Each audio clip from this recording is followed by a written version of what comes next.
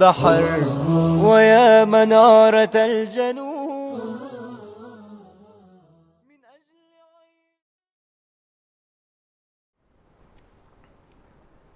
بسم الله الرحمن الرحيم. الحمد لله رب العالمين، والصلاة والسلام على نبينا محمد وعلى آله وصحبه أجمعين. مشاهدينا الكرام، سلام الله عليكم ورحمته وبركاته. أهلا وسهلا ومرحبا بكم في حلقة جديدة من برنامجكم قضايا إريتريا. عنوان هذه الحلقة: دور المجتمع الإريتري في الحفاظ على الهوية الإسلامية. ومحاور هذه الحلقة: بداية الحديث متى كانت الملامح الأولية للهوية الإسلامية في المجتمع الإريتري، وما هي قصة الكتاتيب والمدارس والخلاوي القرآنية في نشر اللغة العربية والقرآن الكريم. ما هي أبرز التحديات التي تواجه المجتمع الإريتري اليوم في اعتقادكم فضيلة الشيخ؟ كذلك ما هي أيضا ما المحاولات التي يتعرض لها المجتمع الإريتري في طمس هويته في هذه الفترة؟ كذلك ما هو دور المجتمع الإريتري في المحافظة على الهوية الإسلامية؟ بمعنى آخر، ما الذي قدمه المجتمع الإريتري للحفاظ على الهوية الإسلامية؟ كل هذه الأسئلة والمحاور نطرحها بين يديكم لفضيلة الشيخ حسن سلمان، الداعية المعروف. أهلا وسهلا به. حياكم الله شيخنا. في البداية نريد أن نتحدث عن الهوية الإسلامية، متى تأكدت وتركزت في إريتريا؟ الحمد لله رب العالمين، والصلاة والسلام على رسول الله الأمين وعلى آله وصحبه أجمعين. أما بعد، طبعا نحن ما بين التاريخ وما بين الواقع المعاصر. إريتريا بهذا المسمى لم تكن طبعا معروفة قبل 100 سنة مثلا. كانت هنالك تسميات أخرى، وكانت هنالك كيانات على كل قائمة في المنطقة، وفي كل مرحلة تأخذ شكل من الأشكال. ولكن على مستوى الهوية الدينية بالنسبة لإريتريا، الإسلام يرتبط بها منذ الهجرة الأولى للحبشة في السنة 5 لبعثة النبي صلى الله عليه وآله وسلم. وبالتالي إذا أردنا أن نؤرخ للهوية الإسلامية فهي تاريخها من هذا الوضع. لكن بطبيعة الحال سوف يكون من الصعب أن نتحدث عن أن الهوية صبغت مجتمع تلك الفترة، لكنها تدرجت بعد الهجرة الأولى، اللي حتى الآن تقريبا ملامحها وآثارها تحتاج حقيقة إلى كثير من الدراسات لآثارها. لكن المعالم البارزة ظهرت مع الدولة الأموية في 80 السنة الأولى تقريبا، ظهرت على الأقل على السواحل البحرية. ظهرت إمارات، وظهرت مجموعات، وظهرت كذلك شخصيات على الأقل لها تأثيرها. وخصوصا كانت جزيرة دهلك يبعد إليها الأدباء والشعراء والعلماء الذين يختلفون مع السلطة السياسية، وبالتالي كان يدفع بكثير من الشخصيات اللي ممكن تشكل الهوية الإسلامية والعربية إلى هذه المنطقة. ثم جاءت بعد ذلك أيضا الدولة العباسية وازداد النفوذ، إلى أن وصلنا في مرحلة من المراحل ظلت إريتريا في سواحلها ومناطقها الوسطى، وحتى في هضبتها ظلت تشكل أو جزء من الإمارات أو السلطنات التي كانت تعرف بدويلات الطراز الإسلامي. فإذا هذه مرحلة أيضا من المراحل التي يمكن أن نقول تشكلت فيها الهوية الإسلامية. تأتي بعد ذلك ما بعد القرن السادس عشر دخلت علينا كذلك الدولة العثمانية بنفوذها وبسطوتها في تلك الفترة، وهي كانت غالبا تعزز من تعزيز الهوية الإسلامية لشعوب المنطقة، وتدفع عنهم الهجمات الخارجية، وخاصة تلك التي كانت تقوم بها الحكومة البرتقالية الحكومة البرتغالية في ذلك الوقت كانت أشبه ما تكون بأمريكا في لحظتنا الراهنة، فكان النصارى يستعينون بها دائما في مواجهة المسلمين، والمسلمين كذلك يستفيدون من خلفيتهم الإسلام. كانت هذه أيضا فترة من الفترات. وفي ظل هذا الوضع إريتريا الراهنة لا نستطيع أن نقول بأنه والله كانت حالة واحدة، لأنه تقريبا بالجغرافيا الراهنة مرتبطة مع الإيطاليين، مرتبطة مع الإيطاليين اللي هو في نهايات تقريبا القرن التاسع عشر وبدايات القرن العشرين بصورة واضحة. هل أثر الإيطاليون على الهوية الإسلامية سلبا؟ بالعكس، هي على كل طبعا أي محتل له تأثيره، لكن إذا أردنا أن ننظر إلى الهوية الدينية المحضة للمسلمين بالعكس لم تكن الحالة سالبة كما هي ما بعد ذلك. يعني كان مثلا الإيطاليين بشكل عام محسوبين على أن تحيزهم كان للمسلمين لاعتبارات كثيرة جدا، كان لهم تحيز على كل. فكان مثلا في هذه الفترة الإفتاء موجود، وكان التعليم الديني موجود، والقضاء الشرعي موجود، واللغة العربية منتشرة. ولذلك ستلاحظ بقايا هذه الفترة سيظهر عندك في المرحلة البريطانية أن تكون في إريتريا في تلك اللحظة في الأربعينات والخمسينات يمكن فيها أكثر من ما يقارب 20 صحيفة بمختلف اللغات، يمكن أكثر من 12 منها باللغة العربية واللغة التجرينية. فإذا أنت في تلك الفترة قبل أن تظهر كثير من الدول اللي اليوم تقريبا لها وزنها، حتى الدولة السودانية في تلك الفترة يمكن ما كان عندها من الصحافة ومن النشاط الإعلامي كما هو كان في فترة إريتريا. فهنا ظهرت على كل الهوية الإسلامية بصورة واضحة وجلية، وتجسدت هنا بصورة أكبر في إطار على الأقل ما يمكن أن نسميه بمرحلة التقرير المصير، عندما أظهرت الرابطة الإسلامية تحيزها الواضح للاستقلال ورفعها لشعار الإسلام في تلك الفترة. طبعا كثير من الناس يمكن أن يتساءل والله لما بس الحالة الإسلامية وكذا، لكن أنا يبدو لي في تلك الفترة لم يكن يغب على القادة السياسيين وكذلك الشرعيين في إريتريا أن الحالة فيها أصلا تعددية، وكما سأتناول إن شاء الله إيش طبيعة الهوية الإريترية.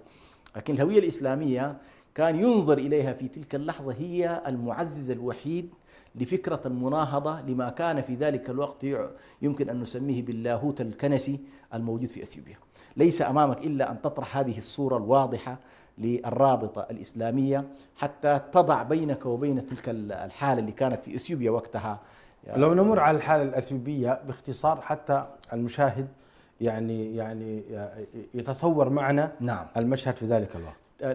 في تلك الفترة تحديدا، يعني في اللحظة اللي نتكلم فيها الآن عن وجود إسلامي ناشط وحركي وسياسي وإعلامي، وكانت الحالة تقريبا متطورة جدا لو قورنت مع الوضع في إثيوبيا. كان المسلمون في إثيوبيا يمرون بأسوأ مراحل تاريخهم، أسوأ مراحل تاريخهم.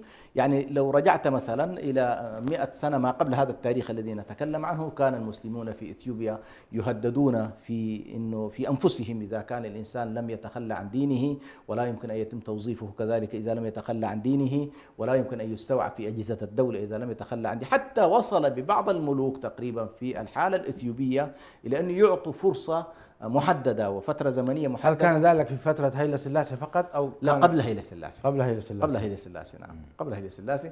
لأنه في فترة انقطاع بسيطة اللي ظهر فيها ليك إياسو اللي هي الحاكم المسلم، لكن ما قبلها وما بعدها كله كان خوف من شيء اسمه الحالة الإسلامية المحيطة بهم. فكانوا يميلون إلى فكرة الدمج، إنه والله الناس يجب أن لغتها تقبل قائمة هروية ودينها يقبل أرثوذكس. حتى المكونات الدينية الأخرى لم يسمح لها، مش المسلمين فقط، حتى المكونات المسيحية الأخرى لم يسمح لها بالتعويل عن. فكانوا يميلون إلى المذهب الواحد داخل أيضا الكنيسة، الحالة الكنسية نفسها كان يميلون إلى الأرثوذكسية وكذا. فإذا رأى المسلمون في إريتريا بأن هذه الحالة بهذه الصورة، غياب للحريات، غياب للديمقراطية، غياب لاحترام التعددية الدينية، غياب للمشاركة السياسية لإخوانهم المسلمين في أثيوبيا، من الصعب جدا جعلهم يميلون إنه ما في أي شيء يجعلنا نذهب إلى أثيوبيا. هذه واحدة. الجزئية الثانية، وهذه طبعا كثير من المراقبين في الخارج أيضا لا يهتمون بها، تاريخيا لم تكن هذه المنطقة اللي نسميها الآن إريتريا على الأقل في غالبيتها، كانت أحيانا ترتبط بمكة والحجاز، وأحيانا ترتبط بالمصريين، وأحيانا ترتبط بالحالة في الدولة السنارية، ولكنها تاريخيا لم ترتبط بعمق الهضبة الإثيوبية. هذه برضو كثير من الناس، يعني إثيوبيا عشان تقول والله أنا كنت على هذه السواحل وأحيط بها، وأنا أتكلم هنا تقريبا من فترة دويلات الطراز الإسلامي. هذه الدويلات الطراز الإسلامي لم يكن لها أي صلة بشيء اسمه عمق الهضبة الإثيوبية النصرانية، هذا لم يكن موجود. وبالتالي في ذاكرة الشعب المسلم في ذلك الوقت إنه ما في شيء يجمعني أنا مع الهضبة، هذه الأثيوبية. الهضبة الإثيوبية لم يكن يعني إريتريا لم تكن مرتبطة بأثيوبيا نهائيا في لم تلك تكن الفترة. مرتبطة. نعم، بمن كانت مرتبطة؟ كانت مرتبطة في تاريخها، أنا ذكرت لك من الفترة الأموية، كانت تارة ترتبط بالفترة الأموية بالجزيرة العربية. نعم. كانت في فترة العباسيين ترتبط أيضا لها وضعيتها، كان في فترة من الفترات بعضها طبعا هنا أتكلم لها سلطناتها الخاصة. يعني دويلات الطراز هذه السبعة إمارات هذه حالة خاصة، وكانت عبارة عن مجموعات ولايات قد تعطي ولاءها للدولة الإسلامية. حكم الزيالعة متى كان؟ في الدولة العثمانية؟ لا، قبلها فيما يبدو. قبلها. نعم قبلها. لكن هنا لاحظ أنت التشكل هذا، التشكل التاريخي وشعور المسلم في هذه السواحل بأنه ليس له ارتباط بالهضبة الأثيوبية. نعم. هذه كانت تقريبا، بل كان عندهم تاريخ أن الوضع المسلمين في أثيوبيا وضع صعب، وعليه لابد أن يستقلوا بمفردهم وكذا. أحسنت. نعم. هنا كانت شعار الأسلم، أنا تحليلي وعلى كل شعار رابطة إسلامية كان بصورة واضحة بأنه تعبير عن حالة ثقافية، عن حالة دينية، عن حالة بتاع التميز في ظل نظام كهنوتي موجود وين؟ موجود في أثيوبيا. جميل. إذن هذا هو تاريخ إريتريا الدعوي الإسلامي في تأسيس الهوية الإسلامية منذ دخول الصحابة رضوان الله عليهم. نعم. وحتى فترة الكتاتيب. ومتى تأسست الكتاتيب والمدارس الإسلامية وكيف كان دورها في نشر اللغة العربية والقرآن الكريم؟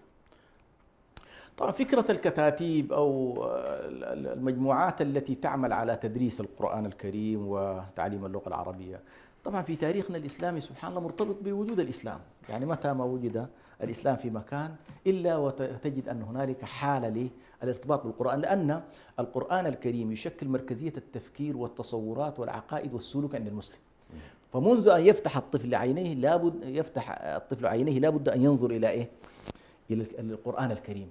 يعني هذه الإشكالية طبعا كثير من الناس قد لا يستوعبها، لكن نحن نقول بأنه عندما تقول والله مركزية الوحي ومركزية القرآن الكريم، أن هذا القرآن يشكل بمفرداته، لأن اللغة نفسها لها طبعا هي التي تتشكل منها تصوراتنا، فالقرآن الكريم يشكل بالنسبة للمسلم مركزية التفكير ومركزية السلوك ومركزية التصورات، وبالتالي المسلم مرتبط به من لحظة ميلاده إلى لحظة وفاته.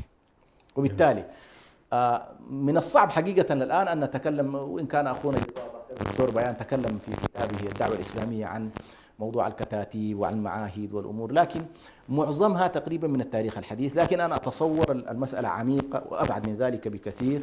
في فترة من الفترات تنهض المنطقة بذاتها ويكون عندها مراكزها ويكون عندها معاهدها ويكون عندها شيوخها، وفي فترات أخرى تجدهم يذهبون إلى إيه؟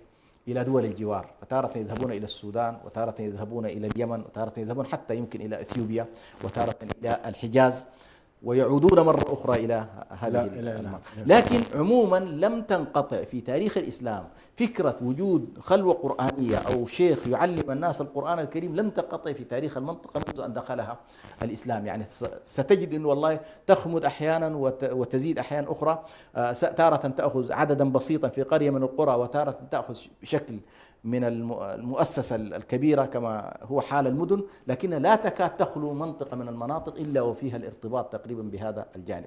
في بعض المناطق تجد الخلاوي القرآنية والكتاتيب لحالها، وتتأسس معها حالات أخرى لما نسميه نحن بالمعاهد الشرعية. لكن شيخ حسن، لا تكاد تجد قرية، نعم، ناهيك عن مدينة، إلا وفيها خلوة من خلاوي القرآن. صحيح.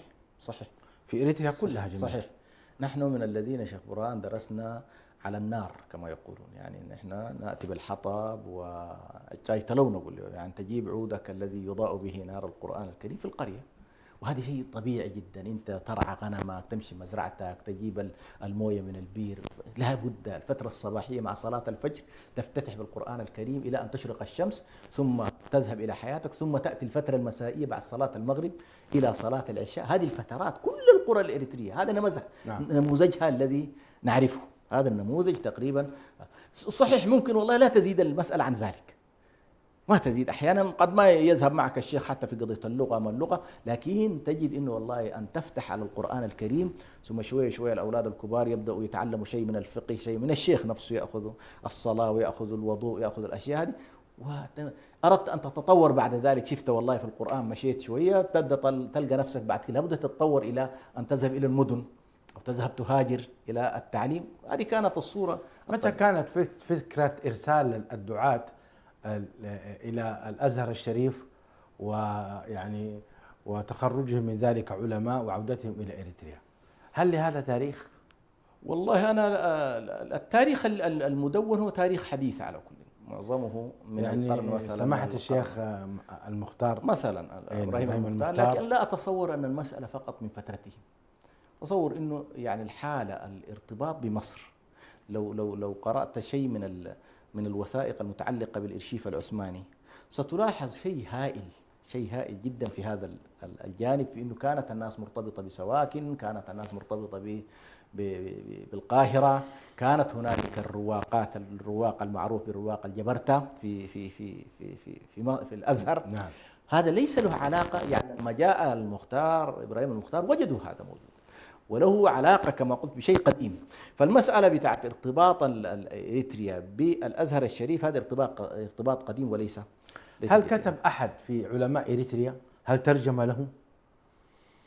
لا أعتقد أن هنالك كتاب جامع نستطيع أن نقول والله يعني لمن دخل من العلماء مثلا. لا ما أعرف ذلك. لا تعرف هذا وهذا حقيقة والله نأمل حقيقة، لأنه هذه المسألة سبحان الله من المسائل المهمة جدا، وهنالك محاولات ربما لبعض الأفاضل مثل ابن الشيخ إسماعيل مثلا ابن إبراهيم المختار، لهم على كل وثائق ومعهم كتب، ويمكن أن يكون هنالك كتابات في هذه الفترات التي حصلت وتحتاج تجميع.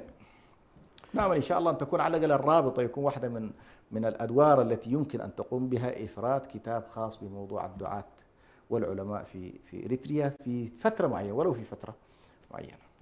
جميل. إذن هذا هو تاريخ نعم.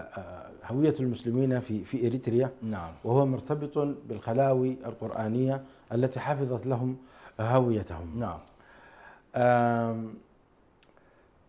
ما هو وضع هوية المسلمين بدخول هذا النظام؟ نظام إسياس أفورقي. نظام إسياس أفورقي.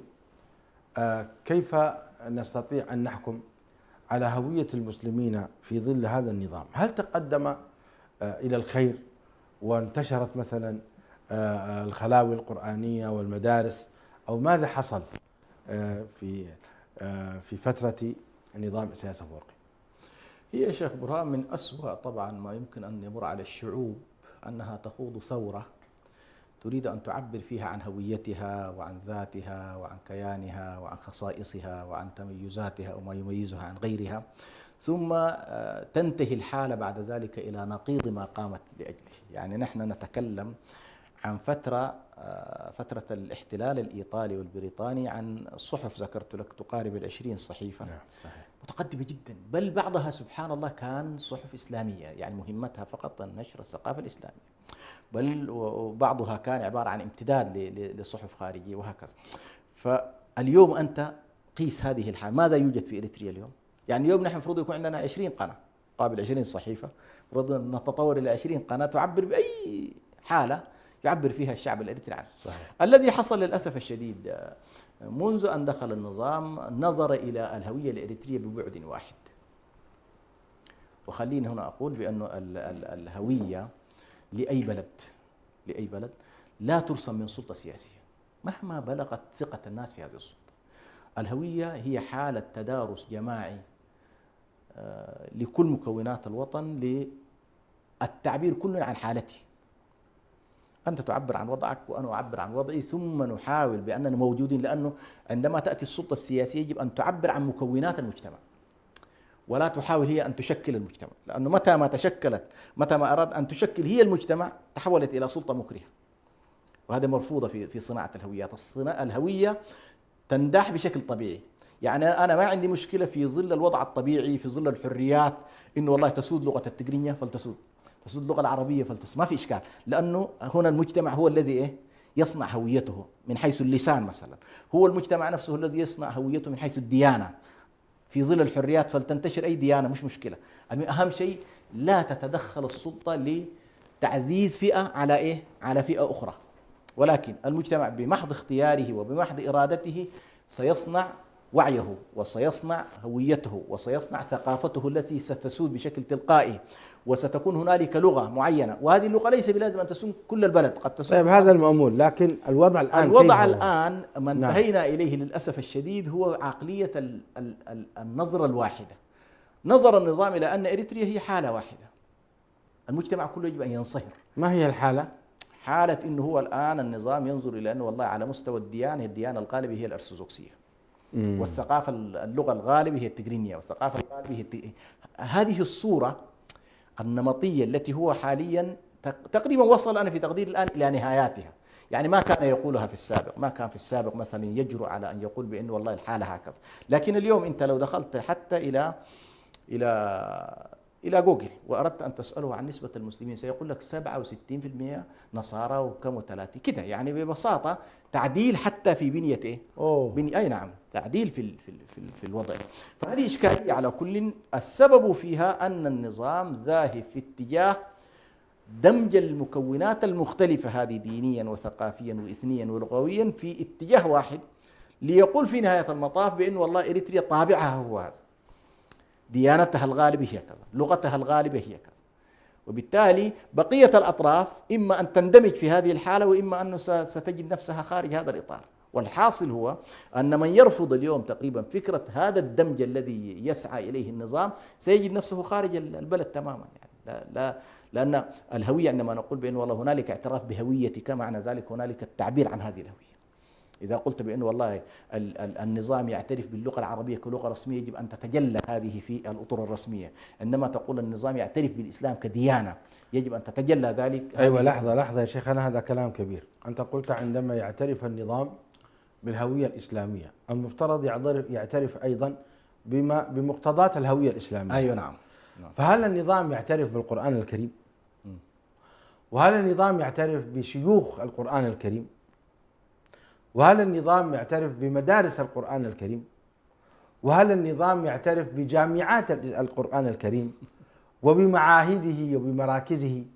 وهل النظام يمكن لتمكين الهوية الإسلامية وأخذ حريتها في تعليم أبنائها وبناتها الحجاب وغير ذلك؟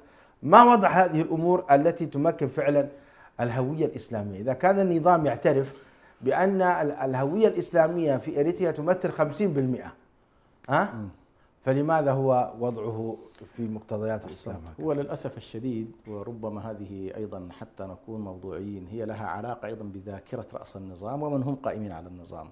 الذاكرة عندهم ذاكرة كهنوتية كنسية في التاريخ الذي ينتمون إليه. هم يرون بأنه في امتداد الإمبراطورية الحبشية، يرون بأنه هيدا سلاس وكيف كانوا والملوك الذين نتكلم عنهم، بل بعض عناصر هذه السلطة جدودهم قد يكونوا من الذين أرغموا الناس على أن يخلعوا إسلامهم ويعلقوا الصلبان. هذه موجودة في ذاكرتهم، وبالتالي هم لا أستطيع أن أقول لك يعترفون بالقرآن الكريم، ما يعترف بالقرآن الكريم. الشعب هو متمسك حتى هذه اللحظة بالقرآن الكريم. صحيح هم لا يعملون على يعني انه والله ياتيك في قريتك يقول لك ليش انت بتقرر القران، لكن هو ما مهتم بها اصلا. ما هو سجن العلماء. ايوه، وسجن المحفظين. فجايك الان اليها. يعني دار اقول ما في اهتمام بشيء اسمه قران كريم، ولا في شيء اسمه دراسات اسلاميه، ولا في شيء حاجه اسمه كليات شرعيه. على الاقل والله ابناء المسلمين اللي دار يأذنوا دارين يصلوا يذهبوا ليتاهلوا، هذا كله غير موجود. وبالتالي الاسلام في اريتريا غير معترف به.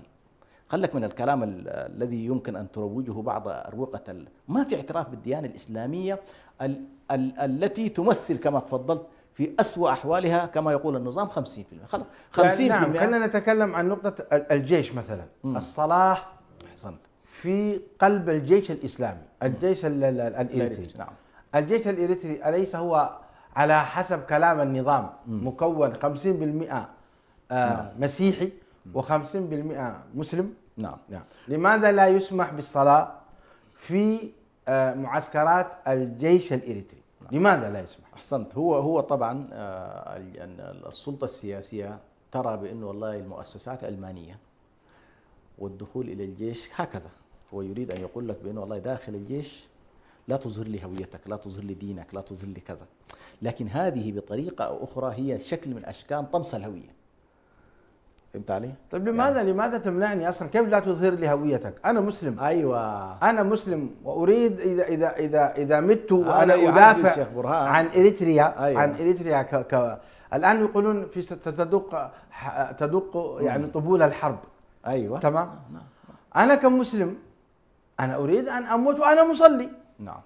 لا اريد ان اموت وانا غير مصلي. لماذا انت يا رئيسي تمنعني من الصلاة؟ لماذا؟ لأنه لا يعترف بك. لا يعترف بك ولا يعترف لا يعترف بك كمسلم. نعم، لا يعترف بك كمسلم. تباشر شعائرك. لا يعترف بك كمسلم تباشر شعائرك كما تريد. هو الذي يحدد لك شكل دينك في اللحظة التي أنت تكون فيها في الجيش. يقول لك والله داخل الجيش لا تصلي. وبالتالي هنا في مشكلة حقيقية فيما يتعلق بالاعتراف. لذلك أنا أقول لو هنالك اعتراف حقيقي بالدين الإسلامي معنى ذلك هنالك اعتراف بتبعات هذا الدين. فإذا كان الآن مثلا في الجيش الأمريكي، أمريكا الآن رائدة وتتبنى بنفس الطريقة يا شيخ برهان، تتبنى الأرثوذكسية. ومن الأشياء الغريبة اللي لاحظتها في أمريكا أيضا ما تقول اللغة الرسمية لغة إنجليزية، لأنه في تعددية كبيرة، لكن عمليا ماشية بالأرثوذكسية وعمليا ماشية في اللغة الإنجليزية وعمليا بتعتبر العرق الأبيض هو كده. لكنها سبحان الله هذه الإمبراطورية هل تمنع الجيوش من الصلاة؟ لا، هي بالعكس لا تمنع المسلم من الصلاة، بل عندهم إفطار سنويا، إفطار لمن هم يعملون داخل الجيش الأمريكي، وقد يحضر أحيانا شخصية كبيرة جدا من المسؤولين لهذه المجموعة التي بل سبحان الله أنا شاهدت في إريتريا لا يوجد هذا. في واحدة من البرامج في قناة الجزيرة واحد من الناس كيف أسلمت وكذا، فقال كنت عضو في الجيش الأمريكي، وفجأة قال اخترت الإسلام. وبعد فترة قال جابوا لي واحد قالوا له والله الشيخ بتاعت المجموعة الإسلامية وفلان، فجاءني قال لي والله علمت أنك شيخ. قال أنا لا أعرف شيخ ولا شيء، بس دخلت الإسلام. وقال قلت لأبوي أنا سأدخل الإسلام، فذهب بي إلى المسجد وتركني هناك، وأنا لا أعرف شيء، كل جمعة آتي وأقف مع الناس وأكبر معهم ولا أعرف شيء. فسألني فإذا بالجيش الأمريكي مجهز مسودة حول الصلاة والذكر والأقراء. المهم قال له هذه تدرسها مع الشيخ. قال أنا ما الشيخ. قلت له أعطيني المذكرة. فبدأت أتعرف عن الإسلام من هذا المسلم القديم الذي بعثته إدارة داخل الجيش الأمريكي. فأنت عندما يتم الاعتراف بالديانة، حينها يعطى لأفراد هذه الديانة حرية. ما هو ليس كل مسلم يصلي، صح ولا ما صحيح؟ لكن ليش أنت تحرم المسلم الذي يريد أن يصلي؟ نعم. تمنعه من الصلاة. نعم، من الصلاة ليه؟ فهذه واحدة من الإشكالات. والله حكى لي بعض الشباب الذين كانوا في معسكرات ساوة يقول لي كم كنا نعاني. شخص من زملائي يعني يقول كنت أتوضأ قبل، لأنه قال يخرجوننا مع الصبح في التدريب في الأمور وكذا، وأحيانا في المسيرات. فقال أتوضأ قبل أن نخرج وأتحين أي فرصة يقف فيها الطابور كذا لأصلي، قال وأنا في حالة ما يعلم إلا الله. مستعد. فتصور هذه الحالة أنت. فقضية الاعتراف شيخ برهان غير موجودة بالمعنى الحقيقي للاعتراف، غير موجود، لأن الاعتراف يلزم منه إجراءات مثل الاعتراف باللغة العربية. لا تستطيع اليوم أن طيب شيخ حسن خلينا نركز بل وصل الأمر الآن إلى أن حتى مراكز القرآن الكريم التي بدأت تشكل ظاهرة الخلاوي اللي ما يلتفت إليها، هذه تاريخها حتى هذه اللحظة ما عمم الآن إيقافا، لكن كل ما يجد هنالك مركز له صدى كما حصل الآن مركز أفعبت مثلا. نعم. أو مركز جندع، مباشرة يعتقل الشيخ ويلصق به تهمة من التهم وببساطة يغلق. طيب يا أخي إذا كان الشيخ أجرم ما ذنب الأطفال؟ نعم. مش كده؟ صحيح. خلاص الشيخ أجرم، قل للجماعة يا جماعة شيخكم هذا ليس مؤهل لأن يكون قدوة. جيبوا شيخ ثاني. جيبوا شيخ من عندكم ثاني ويستمر. انتهينا. لكن أنت تغلق المركز. لا هي هذه الإشكالية. عندك شيء مع القرآن. عندك إشكال. فهذا الذي يحصل الآن تضييق، ضيق على المعاهد كما لا يخفى عليك، انتهى منها زمان، ضيق على المدارس انتهى منها، ضيق على المنح الخارجية وانتهى منها.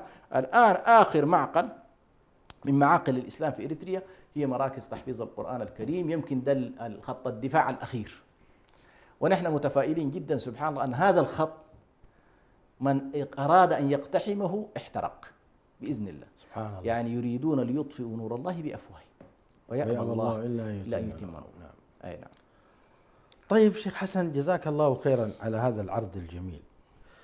إذا كان الجيش الإريتري الوطني مكون من 50% مسلم و50% مسيحي، وفيه من الجنرالات المسلمة، وفيه من القيادات المسلمة، نعم، هؤلاء الجنرالات والكبار والجنود وكذا، كيف سكتوا عن منع الصلاة؟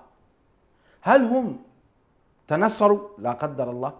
هل هم تركوا دينهم؟ هل هم تركوا هوياتهم الإسلامية؟ أم ماذا؟ ما الذي حدث لهؤلاء المسيحيين؟ لا نتكلم عنه، أنا أتكلم عن أخي المسلم الجنرال الذي يدافع عن أرضي ووطني. إريتريا وطن الجميع، فيها 50% مسيحي 50% مسلم.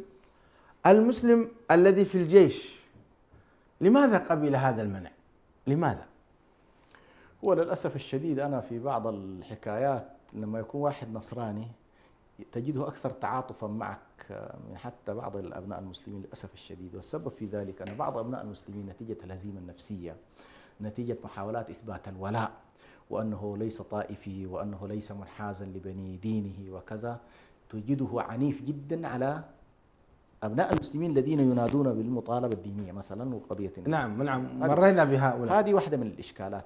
النقطة الثانية، جزء كبير من هؤلاء الجنرالات للأسف الشديد تجده لا ديني ولم يتنصر، ولكنه غير معني بقضية الدين. طيب ما عندي مشكلة أنك والله أنت لا تكون لا ديني، لكن هؤلاء الذين هم من بني جلدتك في يوم من الأيام لغة وديانة وانتماء وقرية ومدينة، لماذا تسكت عندما يمارس عليهم المنع؟ يعني لماذا لا تقول هذا من حقهم؟ لاحظت؟ مثل أنت أعطيت لنفسك الحق في ألا تصلي، مش كده؟ وأعطيت لنفسك الحق أن تتخلى عن الإسلام، لكن لماذا لا يكون معناته هذا محارب للإسلام؟ هو بلا شك إذا كان لا ديني هي واحدة من الإشكالات الكبيرة جدا أن نراهن أو نتصور بأنه والله هؤلاء الذين يحتلون مواقع متقدمة ويصمتون ويسكتون ولا تكون لهم كلمة، أنا أعتقد هؤلاء فعلا لا يمكن أن تتصور أنهم جزء من الانتماء الإسلامي. خلي أقل شيء والله يا أخي في مكانه ليقل كلمته.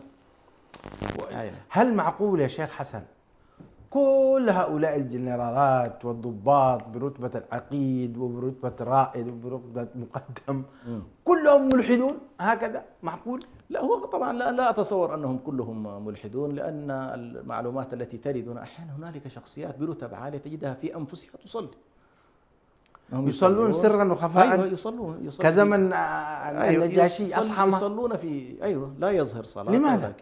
هذه واحدة من الإشكالات لفهم الدين.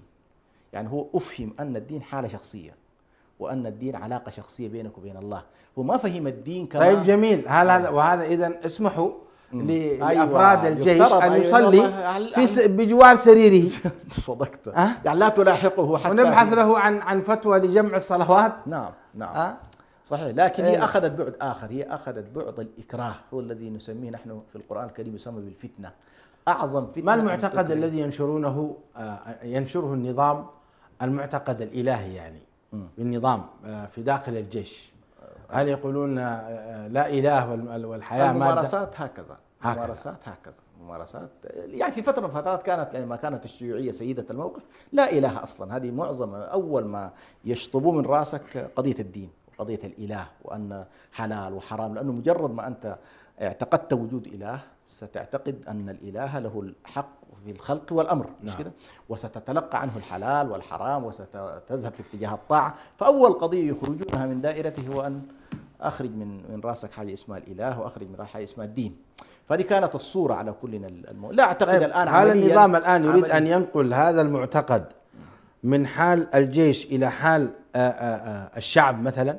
هل هذا الذي يريده، أن الشعب يكون لا دين له وبالتالي هو بيحارب القرآن؟ هو على كل يرغب في ذلك، لكن هل يستطيع؟ هذه قضية أخرى. هذه قضية أخرى. نعم. هو رغبته في أنه والله إيجاد مجتمع لا صلة له بالدين، لا صلة له بالإسلام، لا صلة له بقضايا الحلال والحرام، لا صلة له بقضية الزي الإسلامي. هذه كلها بالنسبة له مزعجة، لأنها تعبر عن خصوصية، وهذه الخصوصية بالنسبة له مزعجة. ولا يريد مجتمع له خصوصيته في زيه، في لبسه، في مواقفه، في مائدته، في الطعام.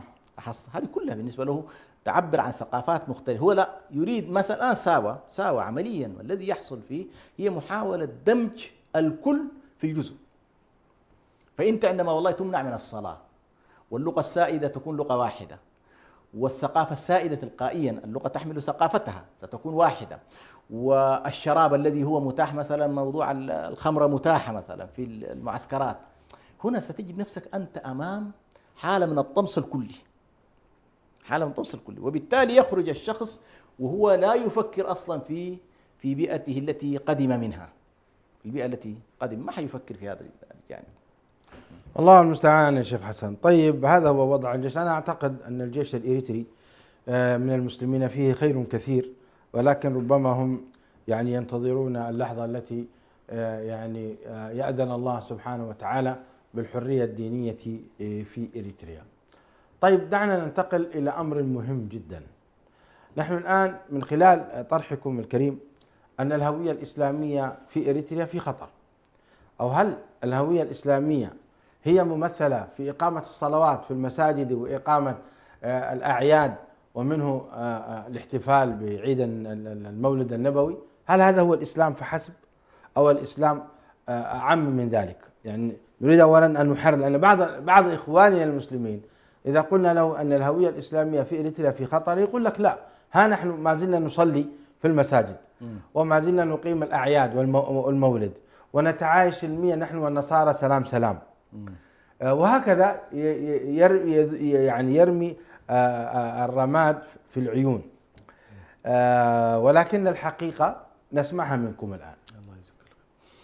طيب أولا الإسلام هو عبارة عن منظومة متكاملة، ليست علاقة روحية بين الإنسان وربه فيمكن للإنسان أن ينزوي في زاوية من الزوايا ويوجد علاقة ثم ينتهي يخرج بعد ذلك إلى الشارع ليفعل ما يشاء. الإسلام ليس من هذا، وهذه مهمة جدا عندما نتكلم عن الأديان. عرف الدين كما هو ثم كيف نفسك كيف تتعامل معه. ما عندي مشكلة حد سقف التعامل دي أنت في النهاية كسلطة سياسية، لكن أهم شيء لا تقول لي والله الأديان عندي متساوية، ليست متساوية. لأن هل هي عرفتها ما هو الدين الإسلامي وما هو الدين المسيحي وما هو الدين الكذا، ثم تقول والله أنا سأتعامل مع الكل بخصائصه. الإسلام فيه عقائد، والإسلام فيه قيم أخلاقية، والإسلام فيه سرديات وتصورات للكون والحياة، والإسلام فيه شرائع، والإسلام فيه شعائر. هذه كلها موجودة في الإسلام. فيبقى من يتصور بأنه والله بس كون النظام سمح لك بالصلاة تعتبر أنت ما شاء الله وتبارك الله يعني. ونحن تكلمنا الآن عن نفس هذا النظام يمنعك الصلاة في الجيش مثلا، وأنت عندك نسبة كبيرة. والعلم عشان برضه في نقطتين لابد أن أشير إليهما. لحظة بدء الحرب في 98-2000 حسب معلوماتي كان نسبة المسلمين داخل الجيش 75% وليست 50 كمان. 75%. نحن نتنزل بس بكلام النظام. يا صحيح. النقطة الثانية لاحظ واحدة من الإشكالات الكبيرة الآن أنت ذكرت الجنرالات. اليوم أنت يا شيخ برهان 75 يمنعون من الصلاة بضغط 25%. وأسفه. النقطة الثانية هذا العدد، هذه النسبة غير منعكسة في الرتب العسكرية أيضا. هذه واحدة من المشاكل الكبيرة في الجيش. يعني أنت الآن من رتبة عميد فما فوق في الجيش الإريتري نسبة المسلمين فيه تكاد تكون صفر. رتبة عميد فما يعني عندك العميد واللواء والفريق، هذه رتب تكاد تكون خلاص حصرية. عجيب. يعني نفسها أنت ماشي في اتجاه إيش؟ كلهم نصارى. 90% نصارى. يعني الصف الأول الصف الأول والثالث هذه كلها تقريبا نصارى. فأنت أمام إشكال حقيقي. يعني حتى قضية إنه والله بعيدا عن الصلاة وما الصلاة، ما هي في نهاية المطاف أنا لأجد إنه والله أتكلم عن هؤلاء الجنرالات هو ما في النهاية شايف نفسه في أي مستوى، أمامه رتب هائلة جدا فوق منه. لاحظت؟ مع إنه سبحان الله المسألة ما متعلقة قضية الدفاع عن الحقوق. ممكن جندي يدافع عن حقه، وملازم يدافع عن حقه، ونقيب عادي عنده ملازم أول يدافع عن حقه، ما في إشكال. واللواء يمكن أيضا أن يكون يدافع عنه. لكن الإشكالية اللي أقصدها لا يوجد أصلا في إطار الجيش الإريتري هذا التمثيل الحقيقي للمكون المسلم. وبالتالي أنت ستعاني إشكالات كبيرة جدا في قضية الأدوات الصلبة داخل السلطة. من يملكها؟ ما يملكها مسلم. أدوات السلطة تملكها تقريبا المجموعة النصرانية. فإذا الحديث عن إنه والله نحن مرتاحين مش مرتاحين. كيف سكت المسلمون على هذا؟ طيلة 34 سنة أين كانوا؟ يعني هذه ثورة يا شيخ حسن. نعم. مش إحنا مع بعض قمنا بها؟ كما يقول أحمد القيسي. نعم. أحييه من هذا المنبر. الله يسكر. نعم. صحيح؟ أي نعم. مش هو يقول إحنا هذه نعم. نحن كستان أسلام بحنسائنا أزي كذا يقول أحمد القيسي. نعم. صحيح صحيح صحيح. كيف سكت المسلمون الذين أتوا بهذه الثورة على أن يكون كل القادة نصارى، كل القادة مسيحيين؟ وين كانوا؟ كانوا في الغفلة للأسف، كانوا في غفلة، لكن في ظاهرة اجتماعية حتى نحلل المشهد بشكل أو كان النظام يصفي لا حتى قياداتهم الكبيرة؟ لا، حتى نكون محللين بشكل دقيق. يقول ابن خلدون: الثورة تأتي متعددة، فإذا وصلت إلى نهايتها يقول برزت فيها ظاهرة تسمى ظاهرة الانفراد بالمجد. يبقى هنالك طرف من الأطراف أكثر تنظيما وأكثر ترتيبا وأكثر وعيا بطبيعة المرحلة يذهب هذا الطرف ليتفرد بإيه؟ بالسلطة. حصلت تلقائيا. كان لما وصلت الجبهة الشعبية، وأنا أقرأ حقيقة الجبهة الشعبية في بنيتها التشريعية وبنيتها القيادية، كانت تقريبا 50% 50%. تجد اللجنة المركزية فيها هذا العدد، القيادة التنفيذية هذا العدد. طيب إيه اللي حصل؟ بدأت هذه المسألة من سنة 98، اللحظة التي طرح فيها موضوع الدستور وطرحت فيها موضوع وانفجرت فيها الحرب الأثيوبية، وظهرت مجموعة ال13 التي كانت تطالب بمأسسة الدولة والدخول في مرحلة جديدة. إسياس أفورقي استفاد من حالة الحرب لضرب الكل، ضرب الجميع في عام 98 إلى 2000. أي لا 2000 ضرب الجميع. فأول مجموعة كان فيها محمود شريف يعني فيها مجموعات من القيادات الوازنة حتى وطنيا، يعني حتى من أبناء النصارى اللي كانوا وطنيا ينظرون إلى أبناء النصارى الشرفاء الذين كانوا يرون بأن الوضع مش ماشي صح، كانوا أيضا مع هذا الطرح. إنه والله نذهب في اتجاه أنه الدولة الإريترية يجب أن يحكمها دستور، يجب أن تكون قائمة على الحقوق، يجب أن تكون في تعددية سياسية، تنشأ أحزاب، صحيح وضعوا شروط للأحزاب، المهم ما عندي مشكلة. المهم أهم شيء خلينا والله نحس إنه في دولة محكومة بإيه؟ بسيستم معين. طيب جميل يا شيخ حسن. الآن نحن في وضع صعب في إريتريا. نعم. سجن الشيخ آدم شعبان، نعم، فك الله أسره، وجميع المسجونين آمين الذين سجنوا ظلما، نعم، سواء كانوا مسلمين أو نصارى. نعم. نسأل الله أن يفك أسرهم جميعا. سجن الشيخ آدم عثمان وسجن معه كثير أيضا. نعم. ما الدور الذي قام به المجتمع الإريتري في داخل إريتريا؟ أنا أتكلم عن الخارج. الآن في الداخل، نعم، أين دور المفتي؟ أين دور مجلس الأوقاف؟ أين دور أئمة المساجد؟ أين دور التجار؟ أين دور الشباب؟ أين دور الأمهات؟ أين دور المسلم العادي العامي؟ كل يوم نسمع سجن مدرسي القرآن الكريم وإغلاق المدارس والمعاهد. أين طلاب المعاهد؟ أين الشيوخ؟ أين الأئمة؟ أين دورهم؟ ونحن اليوم نرى حربا ضروس تجاه الهوية الإسلامية، أو على الأقل خلينا نقول حرب استراتيجية خطيرة تجاه الهوية الإسلامية في إريتريا. هل هم معذورين؟ حتى فعلا نقول هم معذورين، أو هناك أمر شيء؟ ما الذي يحدث في داخل إريتريا؟ لماذا لم يتحرك هؤلاء؟ هو على كل شيخ برهان في ظل واقع استبدادي، غياب إعلام، غياب التقارير الحقيقية عن الداخل، من الصعب أن نقول والله أن الحالة هي حالة صمت كامل، لأن علمتنا التجربة خلال 30 سنة. أيضا كنا دائما نقول والله الناس في صمت وما شقالة، وفجأة تحصل حركة من الداخل، يعني حركة أحيانا تكون مدنية وأحيانا حركة عسكرية. خلال الفترة الماضية صحيح لم نرى شيء، لم نشاهد شيء، هنالك صمت، التحركات كلها حتى الآن تحركات في الخارج. لكن بمعلومات الخاصة أيضا في اعتقالات موجودة إلى الآن نحتاج أنه نعمل لها، خاصة في أسمرة في اعتقالات. هل والله هذه الاعتقالات لها صلة ولها علاقة بهذا الخصوص. بهذا الخصوص إن الناس رافضة هذا الوضع ومشمئزة من هذا الوضع. في اعتقالات لبعض الشخصيات العسكرية، هل والله الناس أيضا هؤلاء لهم صلة؟ فلا نستطيع حقيقة أن نجزم لكن بشكل عام الناس إلى هذه اللحظة ما في أثر واضح. طبعا هذا الذي نراه أين ما في شيء، لأنه سقوط واضح. لست أنت في دولة ديمقراطية ولا في دولة ما شاء الله عندها مؤسساتها اللي الناس تقدر تعبر من ما عندك ده. يعني الآن ما هو دور الإفتاء؟ هل فعلا في إفتاء حقيقي يتابع أوضاع هؤلاء؟ ما هذول تبعك الآن، تبع الأوقاف أو تبع الإفتاء، المهم في النهاية هؤلاء شيوخ.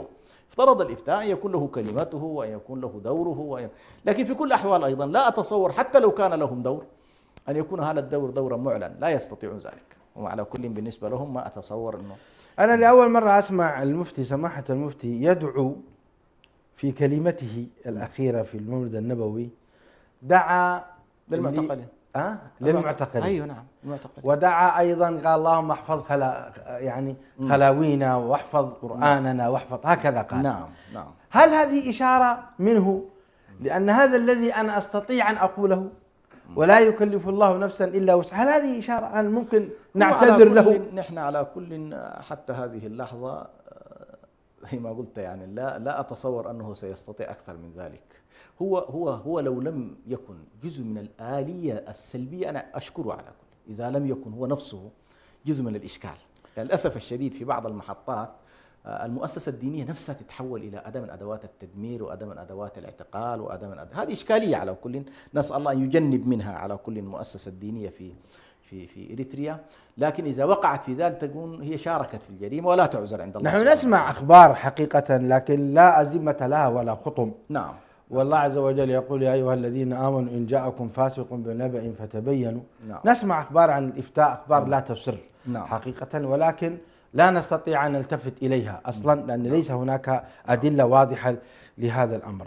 احنا أمامنا الآن دار إفتاء وأمامنا مفتي ويخطب في خطب الجمع، ونرجو من الله عز وجل أن يكون فعلا ناصرا لدينه معزا لكلمته، وينبغي أن يكون له دور في مثل هذا.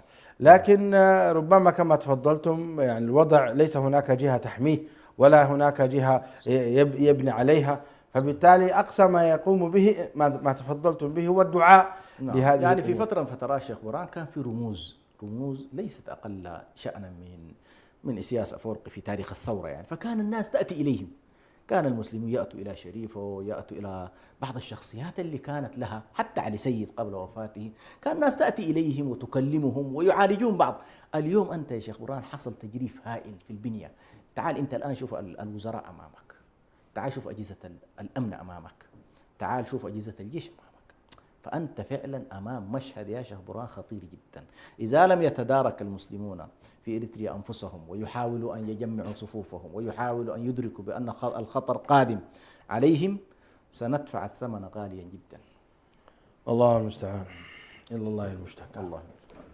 مشاهدي الأكارم، كنا في مشهد ماتع وفي حلقة ماتعة وفي نفس الوقت محزنة على أوضاع الهوية الإسلامية في إريتريا وما يجب عليه المسلمون أن يقوموا به في داخل إريتريا وفي خارجها أيضا، وتاريخ حقيقة يعني بعضه مشرف وبعضه محزن. أسأل الله تعالى أن يهيئ لإريتريا أمرا رشدا، إنه ولي ذلك والقادر عليه. هذا أخوكم برهان يحييكم. أتقدم بالشكر الجزيل الشيخ حسن سلمان على هذا الطرح الرائع، كما أشكركم على حسن المتابعة، والسلام عليكم ورحمة الله وبركاته. إريتريا يا جارة البحر ويا منارة الجنوب،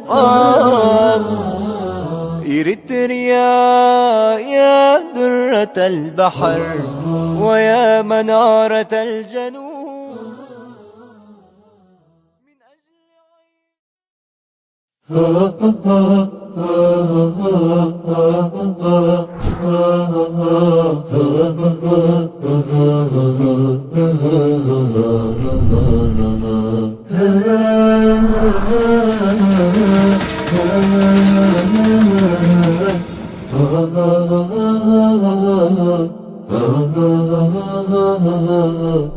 بسم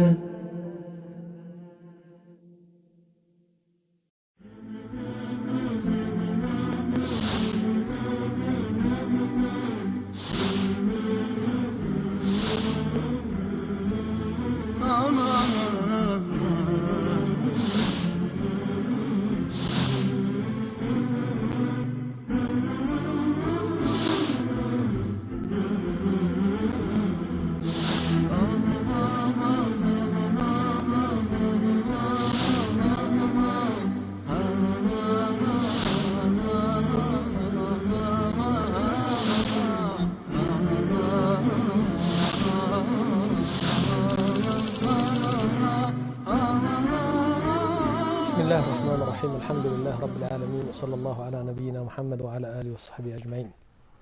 السلام عليكم ورحمة الله وبركاته.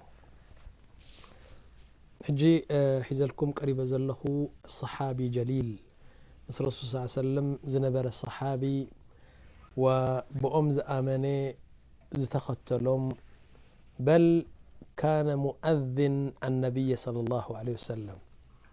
مؤذن يا رسول الله صلى الله عليه وسلم نيرون دحري لحجي كتا 95 كم يتسب بلال يتبلو صح مؤذن السينيرو بس نسي كونن الرسول صلى الله عليه وسلم كلتا مؤذن يوم نيرمم حدا عبد الله ابن ام مكتوم بهال حدا خاني بلال ابن ابي رباح بهال سلازي حج قريب لكم زله بلال زي كوني عبد الله ابن ام مكتوم زبهال عور نيرو ايريني نيرو تقندي زقرب لكم كأني عور سلازخوني ربي بزعبقو انتي تزاريبو.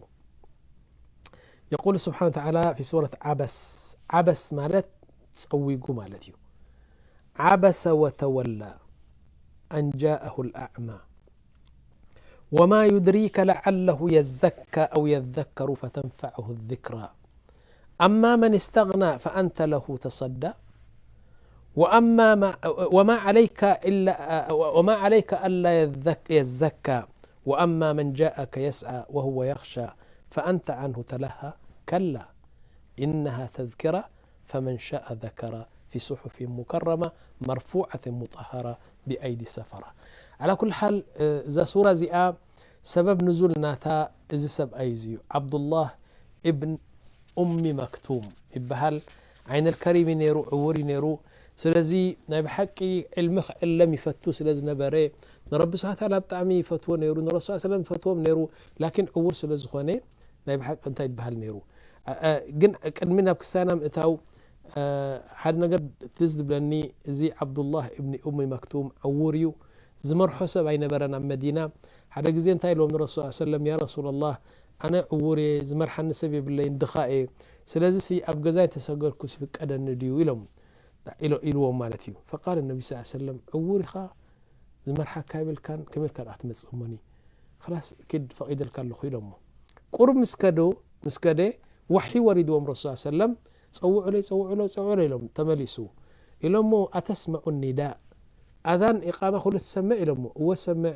إذن لا رخصة لك ولا مرحي هلقا أذان إقامة تسمع سب أب جماعة سجد له يا جماعة ويا ناس وإخوة أخنو سبحان الله أنتم حوات بزمو سب كمبيوترنا تسعوته تلفزيون نرأي إقامة تغيرو صلاة حلفو بل سبات له كل صلاة بجزاء مثلا تسجدوا له سبحان الله العظيم سب أي واجبيو أب صلاة الجماعة أم مسجد كسجدوا يعني صلاة الفرض إذا حمشتي أن فردي أب جماعة مسجد كسجد كم زلو فردي. طيب حان الآن موعد صلاة العصر حسب التوقيت المحلي لمدينة أسمرة. الله